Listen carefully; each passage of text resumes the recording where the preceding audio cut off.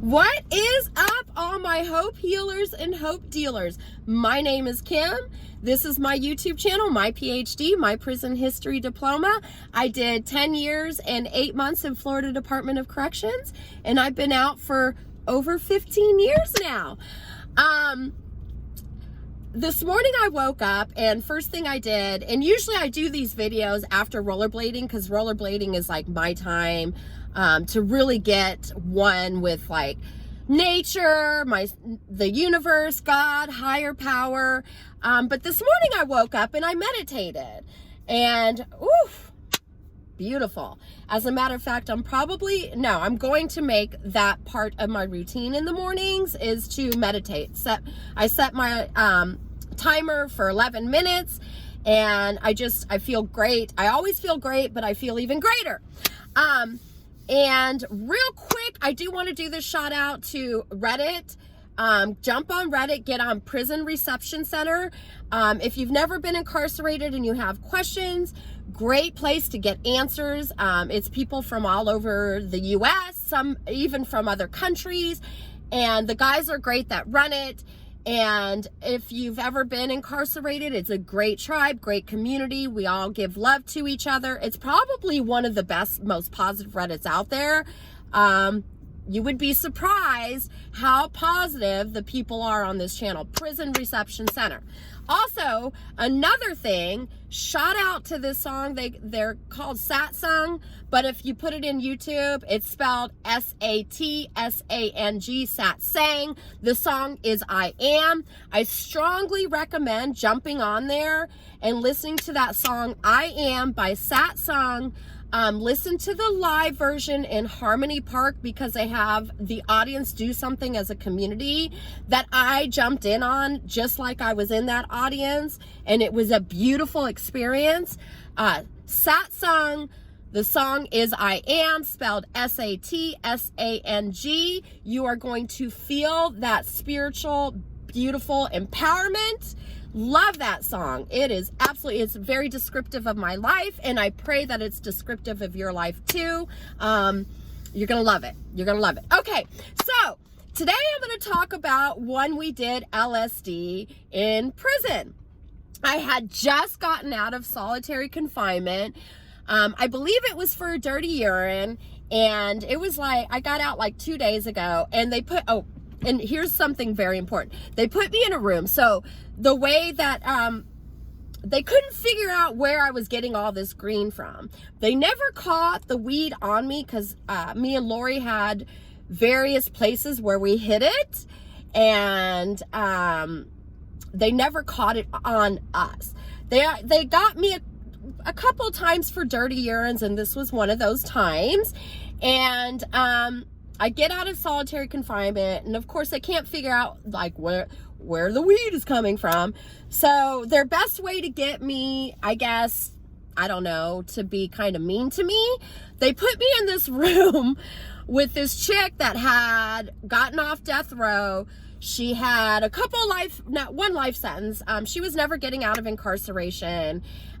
She actually hired a contract killer to murder her husband, who was a dentist, so she could gain access to the money. They got caught. He rolled over on her, and she got death row at first because I think he was a prominent dentist. And then she got a life sentence, and while they took her death row sentence and put it to life. She tried to escape this particular prison, so she was in a room that was called a red door. This is important. The red door was there because the COs had to check on her every hour on the hour, and if she was somewhere on the yard, she had to find a CO, show him her wristband that she had that said she was a red door, even though everybody knew who she was. So she had to check in every hour on the hour, and they had to log it. And it was a red door. And so when I got put into that room, this girl had a reputation of being very evil. So when I got put into a room, of course, I was a little intimidated. This was not the nicest person in the world to be put in the room with. And when I went into the room, she decided to let me know that she worshipped Satan, and and if I heard something at night, it's just the demons raping her. That's what she told me. And I was just like, okay, I am not going to fear this chick. Like, she's trying to throw that shit out there so I can be scared of her. And guess what? Not going down. Whatever, chick, do your thing. Doesn't mess with me at all. It's like, whatever. You know, but she made sure to tell me this information. And again, I believe it was a way to intimidate me, or, you know, get me to think that she could run the room or whatever. I was only in that room for 2 weeks. I figured out a way to get out of that room. And yeah, I'm grateful for that. It was an experience, and she wasn't a very good person, and her energy was just shit. I'm sorry, but it was dark as ASF. So with that being said, so the day before we dropped the acid, my homegirl comes up to us, and it's somebody that me and Lori used to smoke out because we loved her. And she wasn't part of the inner crew, but she was definitely somebody that we loved. And so she came up to me and Lori and our other friend Zap, and that's not her real name, so I'm comfortable saying her name. And the double lifer, double homicide chick, she gathered all of us up, and she's like, hey, I got acid. Do y'all want to drop tomorrow? And we were like, yeah. So we devise this plan, and we sign up for medical because we all have jobs in prison, and you have to show up to your job or else you get written up a disciplinary. So the only way to get out of showing up to your job is to sign up for medical. So we sign up for medical. That morning we sign up, and I mean, on Monday, was it a Monday or Tuesday? Anyway, like the beginning of the week, it seems like it's just packed with people that sign up for medical. So it was packed. So we thought for sure we were not going to be seen, which was perfect, because we really didn't want to be seen. We wanted to trip and not be beeped with. So, we're sitting there at medical, we sign up for it, and Lori pulls me to the side, and Lori's like, look, I've never dropped acid before. Don't tell them, but I'm not going to drop it. I'm going to sell it. That's Lori. And she's like, but I'll hang out with y'all. And I was like, cool, I won't tell anybody. God, I love Lori. And so that was cool. So they didn't know Lori didn't drop. I knew Lori didn't drop. So everything was GWOD for me. And I had Zap and the other girl. So it's cool. Whatever. So anyway, so we drop, and, you know, we're sitting there, and we're kind of like anticipating and waiting, and I'm not feeling anything. And I'm like, is this really acid? And then all of a sudden I see Zap. She's sitting next to me, and she does this. And I'm like, what's on you? And she's like, this tree keeps, you know, tapping me on the shoulder. And I started laughing. And then that's when I started feeling it. And I'm like, damn, I am definitely tripping. And so, I mean, my first thought is like, shit, what do I do? You know, I haven't done this in a long time. And oh shit, I'm in prison. And, you know, I just went with the day. But here's how the day unfolded. So, Zap, out of all of us, Zap was the one that had high blood pressure and those kind of things. I mean, she wasn't too overweight or whatever, but for some reason she had high blood pressure. Us other three girls, we were very healthy. We didn't have blood pressure issues or anything like that. And so we're sitting there, we're chilling at medical, and it's a couple, you know, we're like maybe 2 hours into the trip. You know, we're just sitting there kind of laughing, chilling under a tree, and all of a sudden we hear Zap's name. Of all people to call out of the crew, they call Zap.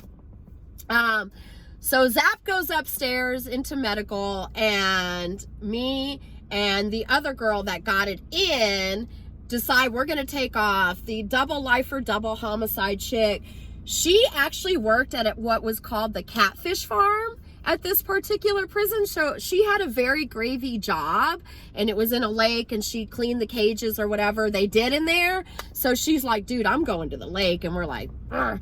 So me and the other girl, we take off and do our own thing. And at this particular prison, believe it or not, there were ducks there. And so like, we were just like going up and down the compound, you know, watching the ducks, just having like, just enjoying the day, you know. And we both knew we were tripping. Nobody else knew we were tripping. And we were just kind of flowing with the day. And so then we're like, oh shit, we need to go check on Zap. And so we go and we ask one of our favorite nurses, hey, you know, like, did you guys release Zap? And she's like, no, we had to sack Zap in the infirmary because her blood pressure was through the roof. And we're like, damn it. One of our soldiers is like locked in the infirmary. So we're like, what do we do? We've got to check on this girl. What do we do? And then, so my job at this particular prison was to deliver the cleaning caustics. So I could take the elevator to the second floor of the infirmary of medical. There were stairs that the inmates were supposed to take, and then officers and me who delivered the cleaning products could take the elevator. So in medical, and formerly incarcerated and incarcerated people know this, in medical you do have ACO at a desk in the waiting room watching everyone, you know, just making sure that everything's going smoothly. And so and you're not, inmates aren't to go into the back because like there's medication, scissors, you know, stuff like that. So me and my friend that got the LSD in, we look at each other and we're like, damn, how do we get up there? And I'm like, let's just take the elevator and see if we can sneak past the desk and get to the infirmary to check on Zap. So we get on the elevator, we ride the elevator, and we get out of the elevator, and we're walking down the hallway, and we're about to come up to the cop's desk, the CO's desk. And I look at the person that was with me, and I'm like, all right, let's be stealth, let's be quiet, shh, you know, like little bunny rabbits, you know. So we're quietly walking, like, you don't see me, but we're doing it real quiet, and we're not, you know, ducking down or anything, but we're just being like, we're meant to do this. We're walking through this. We get past them, and we get to the infirmary, and we walk into the infirmary, and Zap says, I see every hair on your face. She's like, get over here, I'm tripping balls. So we get to Zap, and we're like, what do we do? What do we do? And she's like, I don't know, but I cannot freaking lay in this bed. Like, this is insane. Like, help me get out of here. So we're like, okay, we'll figure this out. So we find our favorite nurse, and we don't tell her we're tripping, but we're like, dude, can you like release Zap? And she tells us, listen, the chick's blood pressure is through the roof. If I release her and something happens to her, like, that's going to be on my butt. She's like, no, I cannot release her. And we're like, all right, we get that. So we go to Zap, and we're like, Zap, do whatever you need to do to get your blood pressure down. Think happy thoughts, think peaceful thoughts, meditate, do something. We cannot get you out until your blood pressure's down, dude. And so we tell her what the nurse tells us, and we count time gets called. So, which is perfect because we can just blend in with the crowd to go to count time, get past the officer leaving. So we go into count time, and guess what room I have to get counted in? The red door room with the sister of Satan.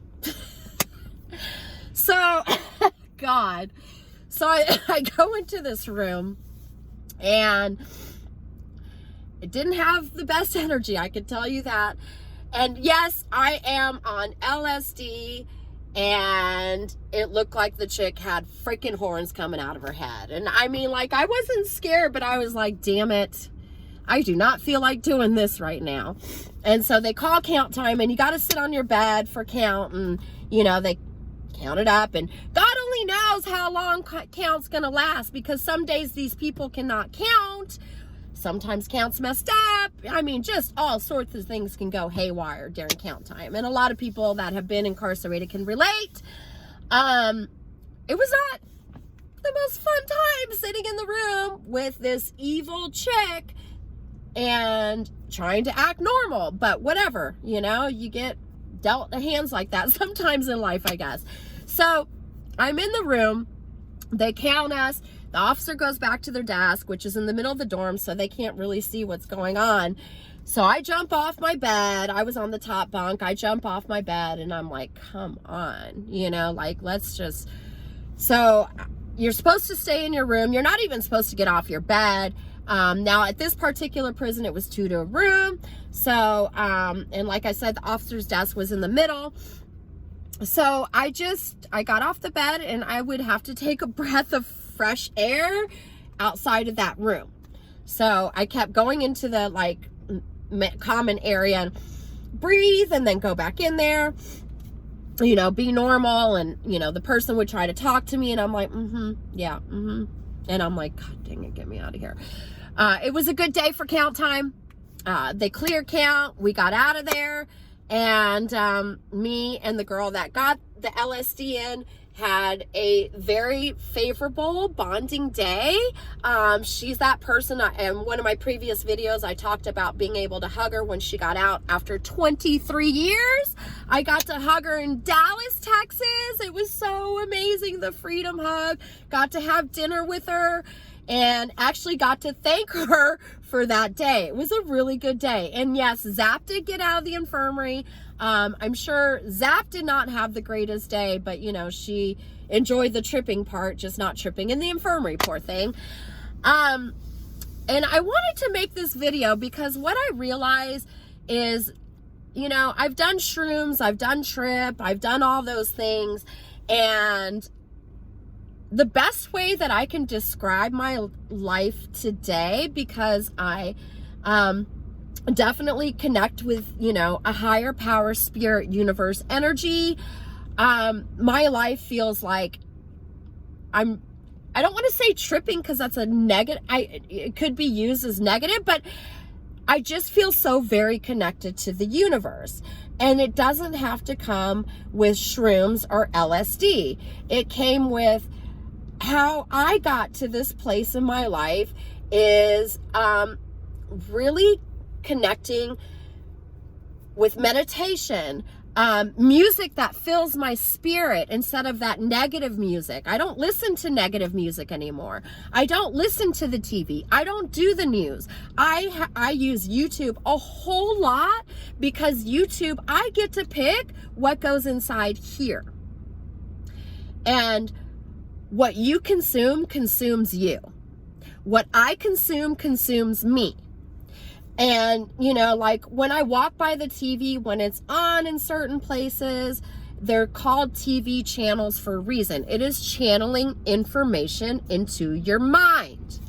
So it actually, I realize for me, TV does not serve a purpose in my life.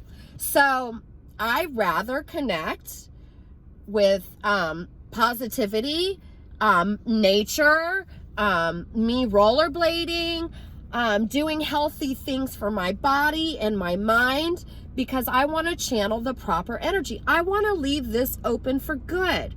I don't want to be fed negativity and have the TV pick what it can channel to my mind. I pick what I want to channel to my mind. And I strongly recommend giving it a shot. Try it. Try to turn off the TV for a couple hours. Start off in baby steps. Listen, I used to love the TV, dude. I used to be a TV person from the time I got up till the time I went to bed. It is, once I got that TV out of my life, and very rarely is the TV on by my hand.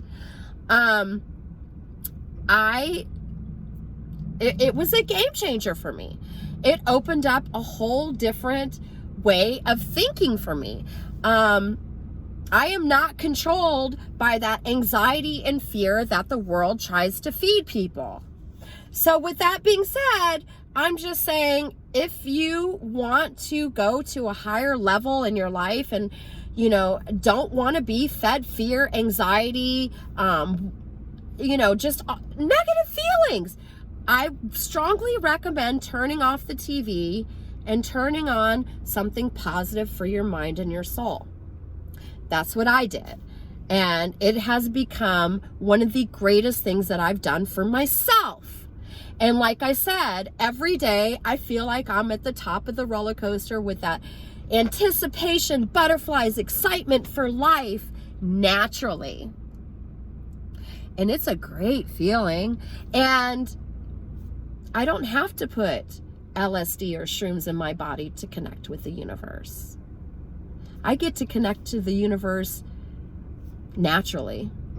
And that is a beautiful thing.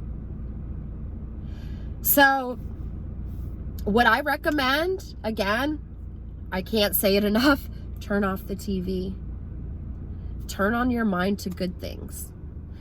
Get on YouTube. It's free. It's a free university, and you can select what you want to feed your soul. What you consume inside your mind consumes you. And I'm living proof of that. So again, all my hope healers and hope dealers, please, please, please turn it on that song, I Am by Sat Song. And also, I mean, read the words too. Google it, read the words. You're going to love them. And then also, Prison Reception Center on Reddit. Great people, great people, great people. We are a tribe. I love all of y'all. I am about to go rollerblade and have a great day. And I want all y'all to have a great day too. Love y'all. Bye.